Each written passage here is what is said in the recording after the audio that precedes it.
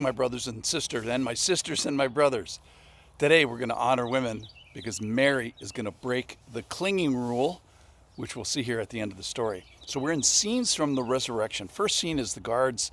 They get this earthquake, the stones rolled away. Second scene is the guards flee. The third flee. The third scene is these group of women, including Mary Magdalene and others, approach very early in the morning. They see the stone rolled away. Mary takes off to tell the disciples. The other women go into the tomb and get an angel announcement that he is risen. So scene 6 is that they're charged with the greatest of news, which is to run back. So they run back. Meantime, Mary Magdalene is back telling Peter and John. They run to the tomb. They don't understand that he must rise. And as we start today's scene, which is scene 8, nobody has seen the Lord yet.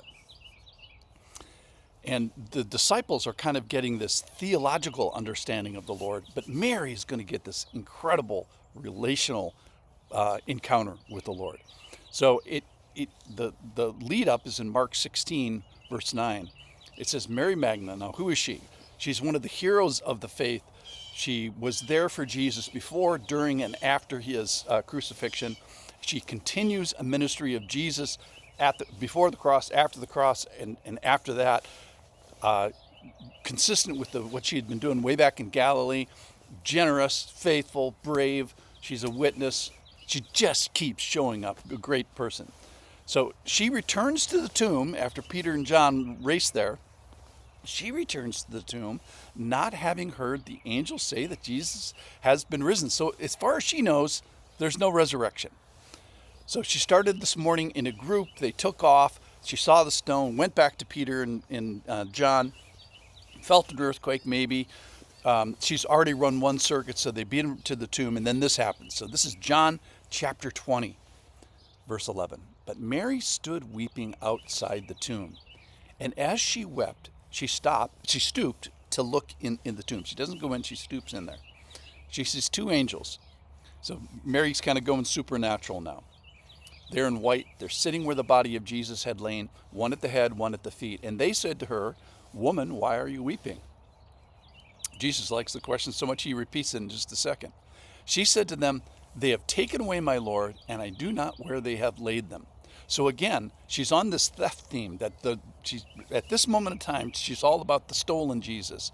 So yet another insult is foisted upon him. Stolen Jesus, dead Jesus. Remember, she came to spice him that day on the third day, not to have a resurrection party.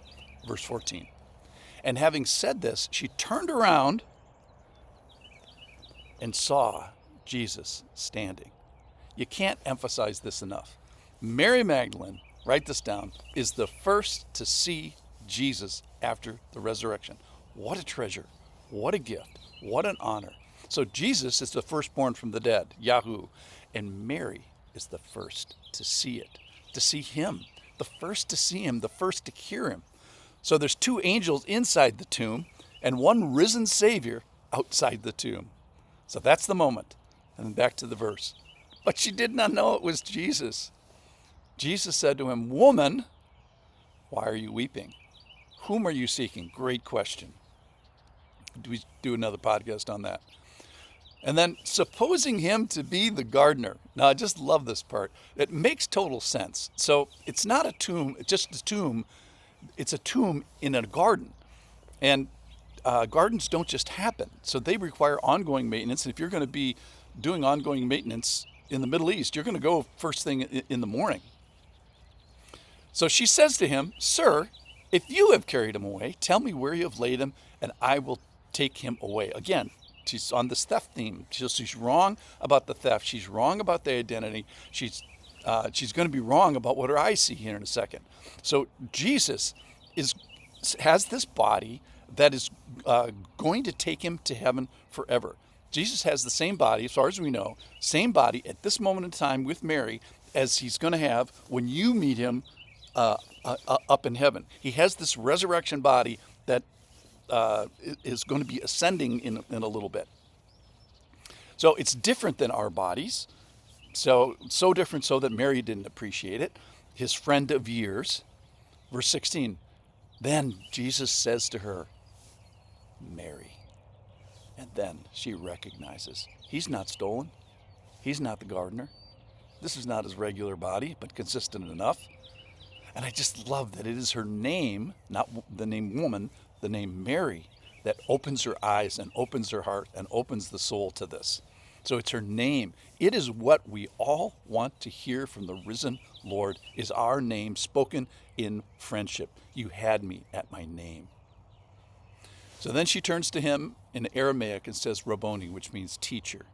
Jesus said to her, this is my second favorite part, do not cling to me.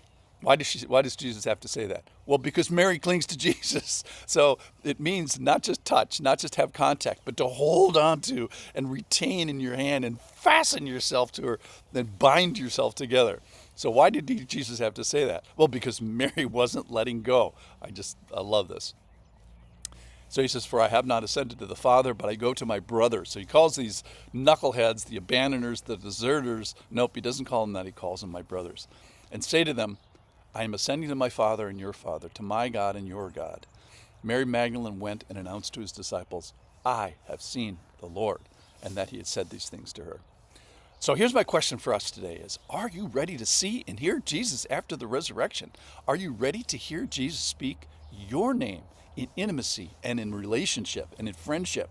Or the other choice, are you ready to hear your name spoken in judgment? So everybody you know is going to see the Lord. Everyone's going to be able to say, I've seen the Lord. You will, I will, Satan will, the demons will. The question is, will the Lord speak to you in friendship and in relationship? So the Lord speaks in friendship to those who have themselves made themselves friends by faith. So let's do that. Or will the Lord speak to you in a broken relationship and in judgment? So have you spoken to the Lord in friendship? Have you spoken to the Lord in recognition of his lordship and his accomplishment and his conquering death? So he paid an unjust penalty upon himself, the worst humanity has ever invented, the crucifixion, so that you don't have to pay that penalty on yourself. Have you received him? Have you received him? Be like Mary. How so? Cling to Jesus. Fasten your wagon to his. Bind yourself to him. Hold on so much that he has to say to you, okay, that's enough. You can let go of me. So break the rules. If you hear your name called, you'll cling to. I hope you get to hear your name, and I hope you get to break the rules about clinging because you're so excited about it. Thanks for listening.